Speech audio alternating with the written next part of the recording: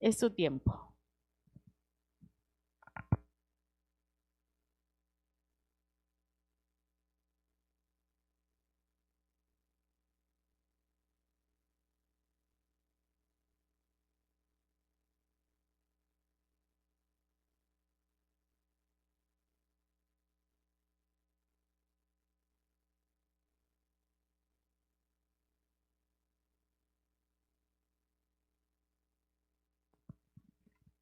Bien, buenas noches a todos. Buenas noches, le agradecemos a Dios, ¿verdad? Que estamos nuevamente acá en la casa del Señor y esperamos que todos los que nos encontremos aquí y que estén también conectados, pues le agradezcan o se sientan agradecidos a Dios, ¿verdad? Por un día más que nos ha regalado en esta tierra y por eso es motivo suficiente para también agradecerle a Dios. Mis queridos hermanos, en la noche de ayer estábamos comenzando esta serie de temáticas acerca de mayordomía y en la noche de ayer estuvimos hablando acerca de que podemos ser mayordomos también en el tiempo y también en nuestra salud y vimos allí una serie de aspectos a seguir, ¿verdad? Consejos, ¿verdad? Con respecto a cómo administrar bien nuestro tiempo y también a cómo administrar también nuestra salud. En la noche de hoy vamos a hablar acerca de la mayordomía en la familia. Un tema bien abarcante, un tema bien fundamental y un tema que a cada uno de nosotros, ¿verdad? Nos relaciona, nos incumbe y nos interesa porque precisamente la iglesia, la sociedad, la comunidad y el pueblo que Dios se va a llevar a morar al reino celestial está compuesto por familias. Y si usted ama a su familia, ¿verdad? Si usted quiere lo mejor para su familia, pues usted va a hacer todo lo posible, ¿verdad? Para que su familia sea bendecida y lógicamente para que usted pueda administrar, ¿verdad? O dedicar una mayordomía a su familia como Dios espera de cada uno de nosotros. Bien, quiero comenzar diciéndoles un concepto, digamos, general acerca de lo que es familia. Como ayer, tal vez cada uno de nosotros tenemos algunos conceptos afines de manera personal con respecto a lo que es familia, pero bueno, yo quiero compartir con ustedes el concepto que yo entiendo de familia. Dice que familia es un conjunto de ascendientes y demás personas relacionadas entre sí por un parentesco de sangre o por un parentesco legal. O sea, un grupo de personas comparten un mismo lazo sanguíneo que pueden lo mismo vivir bajo un mismo techo o que no, pero por compartir un mismo lazo sanguíneo son familias también. Ahora, saben que hay varios tipos de familia. Hay varios tipos de familia, pero yo quiero compartir con ustedes a lo sumo 4 tipos de familia. Está la familia nuclear, que es la familia, digamos, común o normal. Es esa familia que está compuesta por el padre, por la madre y por los hijos. Está también la familia extensa, que son 2 o más familias consanguíneas, ¿verdad? Comparten un mismo lazo familiar, un mismo lazo sanguíneo, perdón, pero viven bajo un mismo techo. No sé si es la situación que algunos de los presentes, ¿verdad? De los que están conectados vive en su casa. Hay hogares que están compuestos, por ejemplo, el padre a la madre, pero están también los padres o los abuelos, ¿verdad?, que conviven bajo un mismo techo. Esa es una familia extensa. Está también la familia monoparental, que es esa familia que está compuesta por un solo progenitor, dígase una madre o un padre, y puede que este progenitor tenga uno o varios hijos. Está también la familia ensamblada, que es esa familia donde pueden vivir personas que no comparten un mismo lazo sanguíneo, pero bueno, viven bajo un mismo techo por diferentes situaciones. Por ejemplo, una familia, una esposa que, digamos, su esposo falleció y ella se vuelve a casar y este esposo también es viudo y trae a vivir sus hijos, ¿verdad? Con los hijos juntamente de su esposa presente y forman una familia, pero es una familia ensamblada porque no comparten los hijos, ¿verdad? No comparten un mismo lazo sanguíneo. Esa es una familia ensamblada. Ahora, vamos a hablar en esta noche acerca de los fundamentos principales que debe tener nuestra familia. Y como ayer, vamos a extraerlo todo a la luz de la palabra del Señor. Habíamos dicho ayer que todas estas temáticas acerca de mayordomía la vamos a estar extrayendo o como base vamos a estar teniendo los textos de Génesis capítulo 1, capítulo 2 y capítulo 3. Entonces, vamos a ver qué fundamentos debe tener nuestra familia. Primer fundamento vamos a encontrarlo allí en el capítulo 2, versículo 15. Usted notará que vamos a estar repitiendo como en la noche de mañana también, muchos versículos, ¿verdad? Pero de ahí vamos a extraer todo.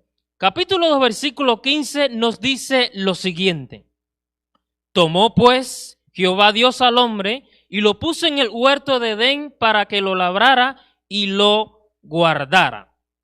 Ayer tocamos ese texto también. Por ahora vamos a verlo desde otro enfoque. El primer fundamento que nosotros podemos encontrar allí en la palabra de Dios es que la familia debe tener como fundamento también providencia. Y quisiera hacer una pregunta, pero no para que me conteste, para que usted reflexione. ¿Desde cuándo, dígase principalmente los hombres, desde cuándo nosotros comenzamos a amar a nuestra familia? ¿No se ha puesto a pensar eso usted? Y usted tiene una familia, está casado, tiene hijos, puede que sea abuelo, pero piense por un momento, ¿desde cuándo usted comenzó a amar a su familia?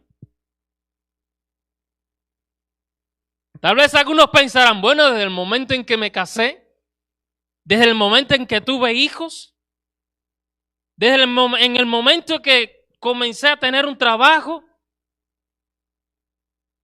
o algunos tal vez no han encontrado o no han visto la manera o no han descubierto desde cuándo han comenzado a amar su familia. La palabra del Señor aquí es bien clara. Dice la palabra del Señor que antes que Dios le creara una mujer al hombre, dice que Dios creó al hombre y dice que lo llevó al huerto del Edén y dice que allí el hombre tenía que labrar este huerto y también cuidarlo. Mi querido, nosotros comenzamos a amar a nuestra familia futura, a nuestra esposa futura, a nuestros hijos futuros, a nuestros nietos futuros, desde el momento en que nosotros, aún estando solteros, comenzamos a trabajar en pro de esa familia. Yo pienso que ninguno de los que estamos acá o de los que nos están viendo, ¿verdad?, se casó primeramente y después comenzó a buscar una casa o después comenzó a buscar un trabajo. Eso tenemos que hacerlo antes, ¿es o no es? Porque si usted primeramente no tiene una base sólida para tener una familia, ¿cómo va a tener una familia primeramente? Y este es el triste sentir de muchas personas y de muchas familias que están pasando muchas situaciones difíciles. Porque hicieron todo a la inversa, a como Dios lo instituyó, a como Dios lo sugirió. Y Dios sí le había dado a Adán un huerto, le había puesto una casa, pero Él le había dado conocimiento al hombre para que el hombre también supiera hacer algo en pro de su familia. Y Dios está en contra de aquellas personas que tristemente están pasando cierta situación por no hacer las cosas como Él lo sugirió en su palabra. Muchas familias hoy en día están pasando situaciones difíciles porque comenzaron a tener familias antes de crear una base principal, antes de tener un trabajo seguro, antes de tener un hogar o al menos un techo donde dormir, antes de tener una cama para dormir, antes de tener una cocina. Eso es lo principal. Y yo he visto familias en situaciones caóticas. Y tristemente esas familias que están en situaciones caóticas son las que más hijos tienen. Familias que apenas, si se pudiera decir, viven en una casa. Si se le pudiera decir casa. Y cuando usted entra, usted se encuentra allí los niños en escalerita. 4, 5, 6. Varios de ellos enfermos. O cuando usted entra a esa casa, se encuentra al padre ebrio, o el padre no está, o el padre se fue durante no sé cuántos días y ni siquiera la madre ni los hijos saben de dónde están. O usted se encuentra el cuadro de hijos que tal vez llevan varios días sin comer.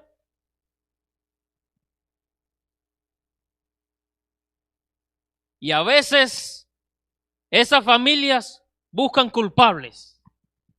Y a veces esas familias inclusive culpan a Dios. Y dicen, si existe un Dios, ¿por qué estoy en esta situación? Pero ¿qué culpa tiene Dios? Si Él te dio conocimiento para que tú entendieras que antes de tener esa cantidad de hijos, tú primeramente tenías que tener una base. Tenías que preocuparte en trabajar, en ser alguien en la vida. Hay muchos hijos hoy en día en esta humanidad que están sufriendo. Hay muchos hijos hoy en día en esta humanidad que están viviendo a la intemperie. Y todo por causa de los padres. Y la palabra del Señor allí es clara. Dios le dio al hombre conocimiento para que él labrara y para que guardara el huerto del Edén. Así que esto fue una base sólida también para que cuando tristemente Adán y Eva fueron expulsados del Edén, él pudiera de cierta manera cultivar la tierra para de esa tierra sacar el provecho y darle de alimento a su familia. Si él no lo hubiera aprendido allí en el jardín del Edén antes de caer en pecado, no lo hubiera hecho después del pecado.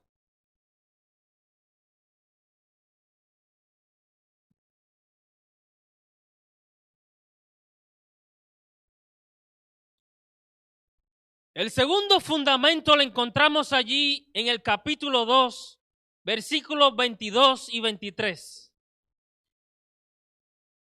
Dice la palabra del Señor, y de la costilla que Jehová Dios tomó del hombre, hizo una mujer, y la trajo al hombre, y dijo entonces a Adán, esto es ahora hueso de mis huesos, y carne de mi carne.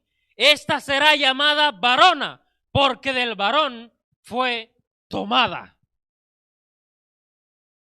¿Cómo llamó Adán a su mujer? Varona. Algunos dicen de que Adán le puso Eva a su mujer. No. Él le puso Eva después del pecado, pero antes no la llamaba así. Mi querido hermano, el segundo fundamento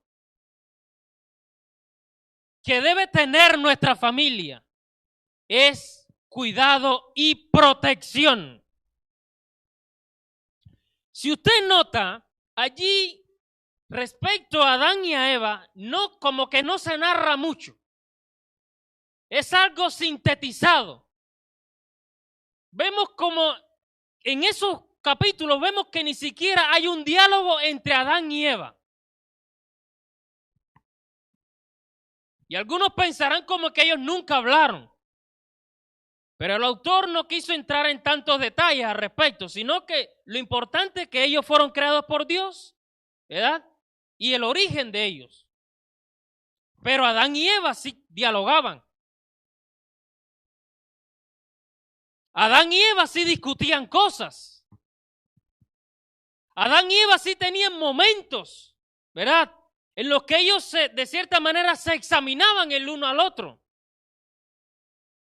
Y allí cuando Adán vio a esa mujer, a ese par a su lado, dice la palabra del Señor que su expresión, su asombro fue tanto que él la llamó varona.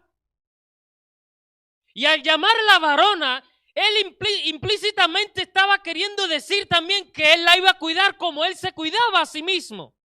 Que él la iba a proteger como él se protegía a sí mismo. Que él iba a hacer todo lo posible porque ese complemento, ese par que estaba a su lado, se sintiera feliz.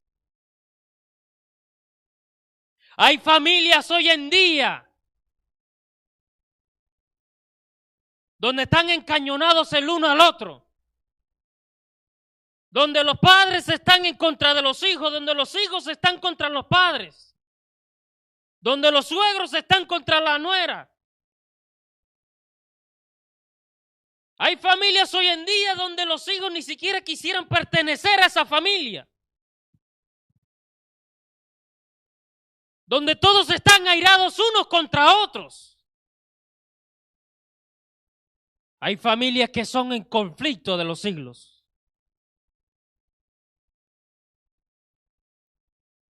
No sé si ha sido el caso de alguno de sus hijos, espero que no. O tal vez ha sido un caso que ustedes han escuchado o han visto. Yo personalmente lo he visto y lo he escuchado también. Hijos que confían más en el vecino, en el extraño, en aquel que no conoce, en aquellos que supuestamente tiene como amigos, que no con sus propios padres. Hay muchachas que le ocultan a los padres cosas y cosas y al final del tiempo regresan a la casa embarazadas. ¿Y todo por qué, mis queridos? Porque no existe cuidado y protección. Y yo sé que cada uno de nosotros amamos a nuestra familia. Y si amamos a nuestra familia, nosotros la vamos a cuidar y la vamos a proteger.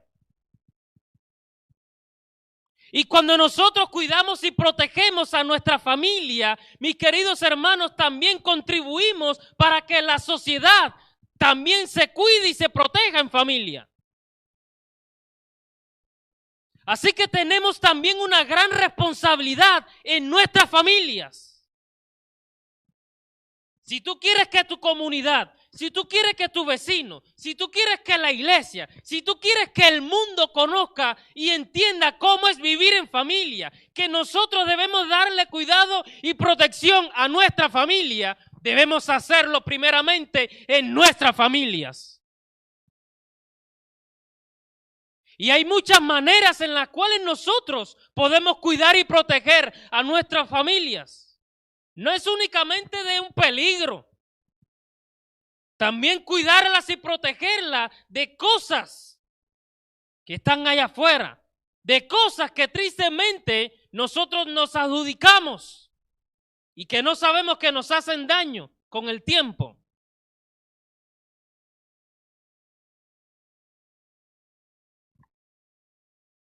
Y saben, mis queridos, la familia es algo tan importante y tan sagrado, de lo cual también Dios nos va a pedir cuenta. Y la familia, mis queridos hermanos, como todos sabemos, fue algo instituido y creado por Dios para que en la familia se reflejara su carácter, su divinidad, sus preceptos, sus principios.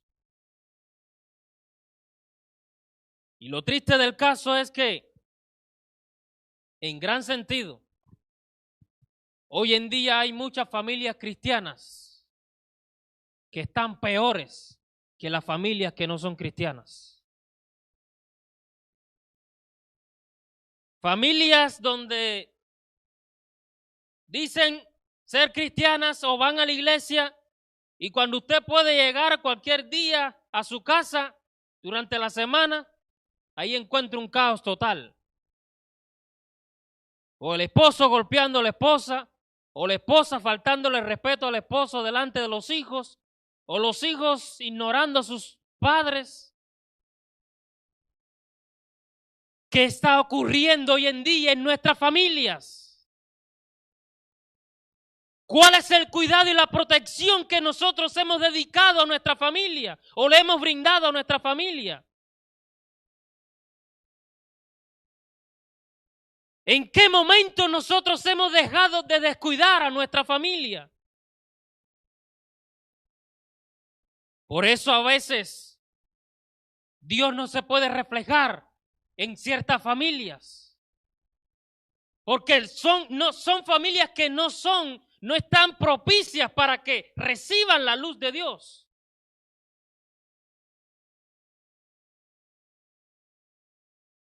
Otro de los fundamentos que debe tener nuestra familia lo encontramos también allí en el versículo 23 de ese capítulo 2 de Génesis.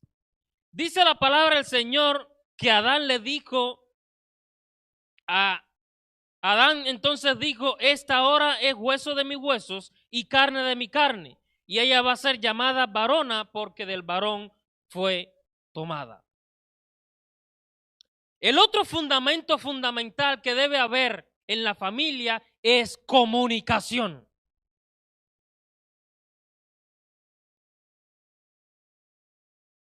Yo me imagino ese momento cuando Dios le trajo a esa mujer, al hombre.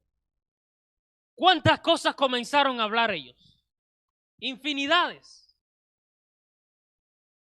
Yo me imagino que cada vez que amanecía, lo primero que hacía Adán era comunicarse con su esposa y viceversa. Yo me imagino que esa santa pareja siempre estaban unidos en todo. Caminaban juntos, platicaban juntos, compartían principios juntos, compartían gustos juntos. ¿Por qué? Porque dice la palabra del Señor que ella fue creada ¿de quién? Del hombre. Y a la vista de Dios eran una sola carne, eran un solo cuerpo.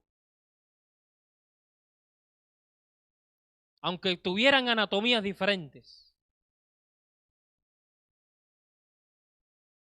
Y qué triste es hoy ver a veces esposos que se avergüenzan darse la mano en la calle o darse un beso de piquito en la calle o hablarle a sus amigos algo bueno del esposo o de la esposa. Esas son cosas que prácticamente en el mundo hoy en día como que carece de sentido. Como que fue puesto en el pasado, en el olvido. Como es cosa que únicamente quedó allá, atrás, en el tiempo de los abuelos, en el tiempo de los tatarabuelos. Y mis queridos hermanos, la comunicación es algo que debe cultivarse día a día. Ahora, pero ¿cuál es el fallo en la comunicación entre los esposos y en la familia? Pues algo que descuidamos diariamente. Cuando no hay una comunicación vertical, diariamente, constantemente, íntimamente, con el Dios del cielo, imposible que exista una comunicación horizontal con los miembros de mi familia. Es imposible. Si tú no has aprendido a comunicarte con Dios, nunca vas a aprender a comunicarte con tu familia. Y si no aprendes a comunicarte con tu familia, ¿cómo te vas a comunicar con tu vecino? ¿Cómo te vas a comunicar con el resto de la sociedad? No se los digo para creerme ni el mejor padre ni el mejor esposo. Dios es testigo. Es porque lo siento y lo vivo así. El momento más agradable que yo tengo durante el día es el momento cuando yo hablo con mi niña. Hoy mismo. Papá, papá, papá, papá. Hablando por videollamada. ¿Qué pasa, Alison? Mira, un pastel para ti que no sé qué más. Un pastelito que hizo ella de plastilina. Y diciéndome, cantándome cumpleaños feliz, papá, que no sé qué más, que estilo otro. ¿Qué sucedería si yo le hiciera un desaire a mi hija? O no la tuviera en cuenta, o simplemente le dijera, sí, está bien ya, déjame hablar con tu mamá. Ella va creciendo y va viendo esos momentos. Pero eso es un momento importante para mí y es un momento importante para ella. Que yo le dedique un tiempo para escuchar, para hablar con ella, para reírme con ella. Eso le está diciendo a ella que yo la quiero, que ella es importante para mí, que lo que a ella le interesa, a mí también me interesa, que lo que a ella le preocupa, a mí también me preocupa. Y en la familia, mis queridos hermanos, debe existir comunicación. Y la comunicación no es únicamente en cosas sofisticadas, ni palabras rebuscadas del diccionario. Son cosas comunes, son cosas del día a día, son cosas cotidianas. Un ejemplo. No sé si en el hogar de ustedes lo siguen haciendo y si lo hacen, yo los felicito. ¿Cuántas familias hoy en día han dejado de reunirse, sentarse en la mesa a la hora, digamos, de almorzar, a la hora de cenar? Tal vez, ¿verdad? Aquí en los Estados Unidos, debido a la vida que hay de mucho trabajo intenso, a veces se trabaja toda la noche y no hay tiempo para nada. Pero qué lindo era cuando yo veía mi tiempo, ¿verdad?, más pequeño, familias que la hora de almuerzo y la hora de cena era un momento sagrado, no solamente para comer, sino porque ¿qué? Se sentaban todos los miembros de la familia alrededor de la mesa. Y ahí se preguntaban cómo le fue el día, qué le pasó, y era un momento de regocijo. Hoy en día las mesas de los comedores están prácticamente de ornamento. Están de ornamento porque cuando llega la hora de la comida nadie se quiere sentar a la mesa. Si no, la esposa está mirando una novela o si el esposo está mirando, no sé, un partido de algún deporte y los hijos metidos entre el cuarto comiendo también. Y la mesa está ahí. O en sí, jugando, no sé. Y yo lo digo porque yo también he participado de eso. Bueno, de hecho, de hecho yo participo de eso. Y vemos más comodidad en vivir una vida apartada, aunque vivamos bajo un mismo techo, que en comunicarnos.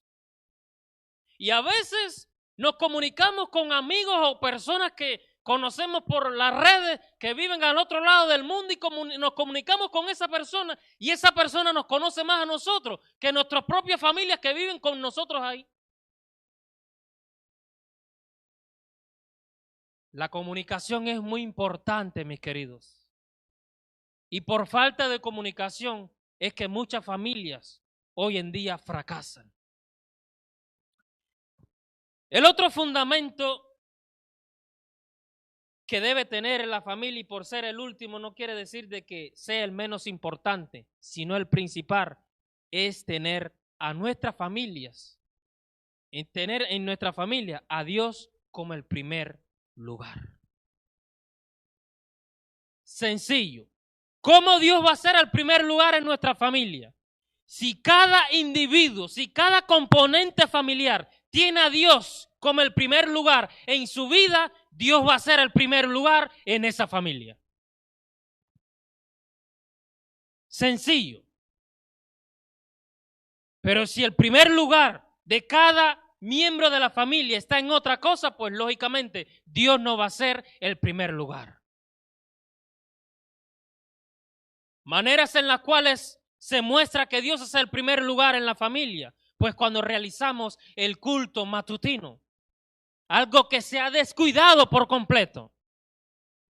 Dice la sierva de Dios que en los lugares donde no se celebra el culto matutino se manifiestan síntomas extraños.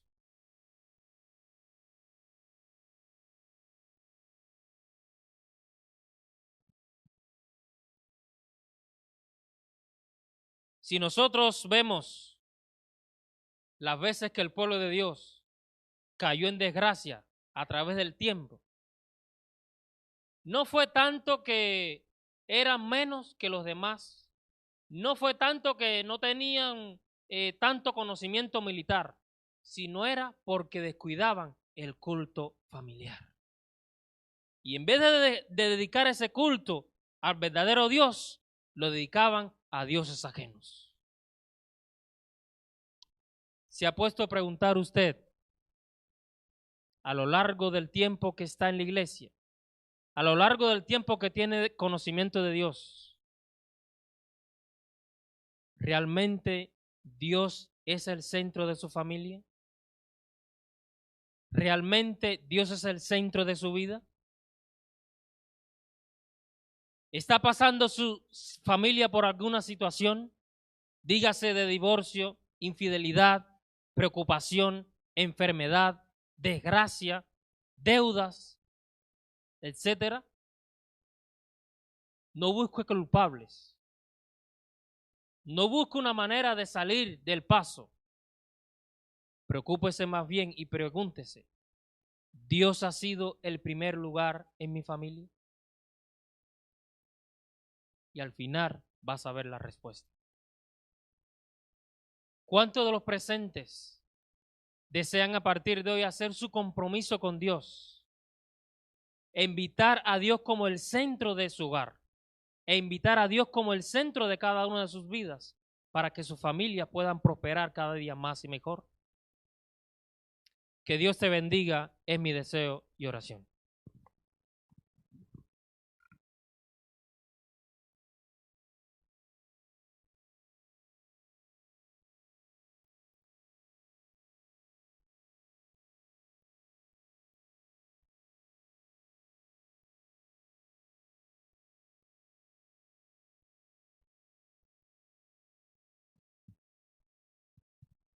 Gracias, pastor, ¿verdad? Por ese hermoso tema que nos ha enseñado. Gracias porque es usado por el Espíritu de Dios para traernos palabra de Dios.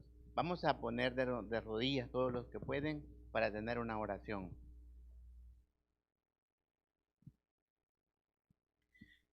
Padre nuestro que estás en los cielos, santificado y glorificado sea tu santo nombre, Señor. Gracias te damos, Padre Santo, porque has usado a tu siervo, Señor, al pastor Alojanis, para que de él salga palabra de Dios. Gracias, Padre Santo, por aclararnos todo, Señor, y todo eso ponerlo en práctica en nuestras vidas, Señor. Sabemos, Señor, que quizás no te estamos dando el primer lugar.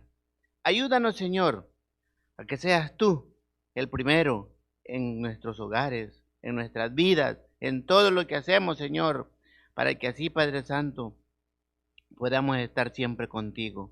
Ayúdanos, Señor, a que tú ocupes el primer lugar en nuestros hogares, Señor, que tú seas el centro de esos hogares, Padre Santo, para que así, Señor, en esta tierra nuestro hogar se convierta en un pedacito de cielo, Padre Santo.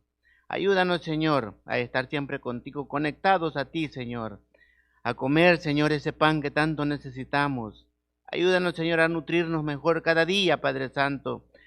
Todos juntos, Señor, con nuestras esposas, nuestros hijos, toda la familia, Señor, aprender más de ti, Padre Santo. Ayúdanos a estar siempre unidos, pero unidos en espíritu y en verdad, Señor, para alabar y glorificar tu santo nombre. Ayúdanos, Señor, a que siempre estemos contigo. No permita, Señor, que nada ni nadie de este mundo nos separe de ti. Sabemos, Señor, que separados de ti nada somos. El enemigo nos agarra, Señor, y nos hace como Él quiere. Pero si estamos agarrados de la roca de los siglos, que es Cristo Jesús, ahí no tiene cabida Él, Señor. Así es que ayúdanos, Señor, a estar siempre contigo. Cuídanos, Señor, también al ir a nuestros hogares. Llévanos con bien, Padre Santo. Y así, Señor, mañana estaremos otra vez aquí, Señor, en este lugar, para seguir escuchando de tu santa palabra y para seguir alabándote y glorificándote, Señor. En Cristo Jesús lo pedimos y agradecemos, Señor. Amén. Amén. Gracias, hermanos. Pasen feliz noche y nos esperamos mañana aquí en este mismo lugar a la misma hora para continuar, ¿verdad?, escuchando la palabra de nuestro Dios y así poderla poner en práctica, ¿verdad? Y así es que mañana están invitados todos y los que están en las redes sociales también para conectarse. Pasen feliz noche.